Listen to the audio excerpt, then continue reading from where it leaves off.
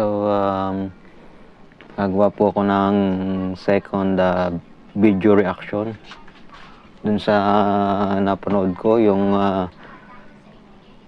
hindi pinapasok ng guard na may dala ng tray na itlog.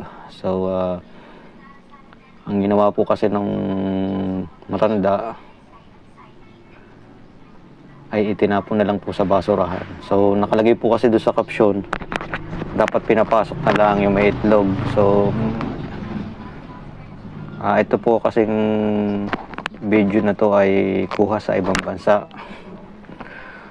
So, ang alam ko po kasi dyan, sa supermarket, bawal po talaga yung same item. So, hindi po talaga dapat yan. Kasi,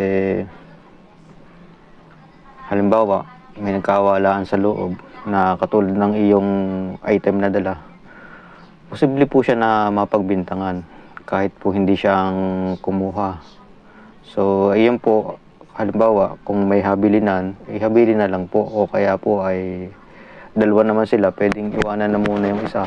Kaya lang, bawal yata iwanan din doon sa gwardiya. At sa susunod, ay di, wag na po sila magdala ng katulad na item. Ganun lang naman po. So, dapat nga po yun ay common sense kasi supermarket, di ba po? So, nung una ko po kasing makita yung video na yun, hindi po talaga ako natuwa o natawa. Kasi doon pa lang parang nabastos na yung gwardiya doon. So, same scenario nung nararanasan ko nung nasa supermarket. Hindi lang ako, pati yung mga dati nag-duty doon, kung gaano kami